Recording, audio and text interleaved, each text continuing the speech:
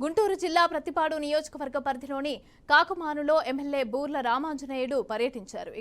అక్కడ అధికారులతో సమీక్ష సమావేశం నిర్వహించారు. అర్హులైన పేదల గృహ నిర్మాణాల జాబితాను తయారు చేయాలని అధికారులను ఆదేశించారు. రాష్ట్రంలో పంచాయతీల అభివృద్ధి కోసం ప్రభుత్వం 1000 కోట్లు కేటాయించినట్లుగా వెల్లడించారు.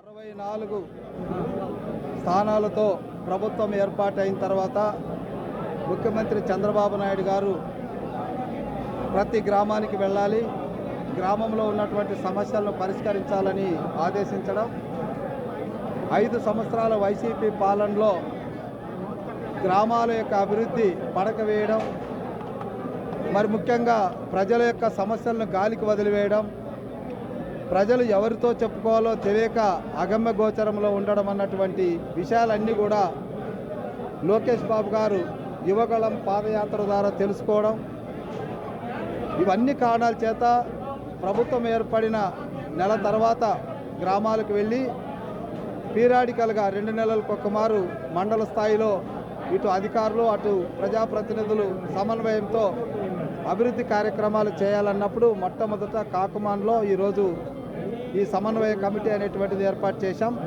దీనికి అందరు అధికారులు వచ్చారు, అదేవిధంగా గ్రామాల నుంచి ప్రజాప్రతినిధులు కూడా వచ్చారు.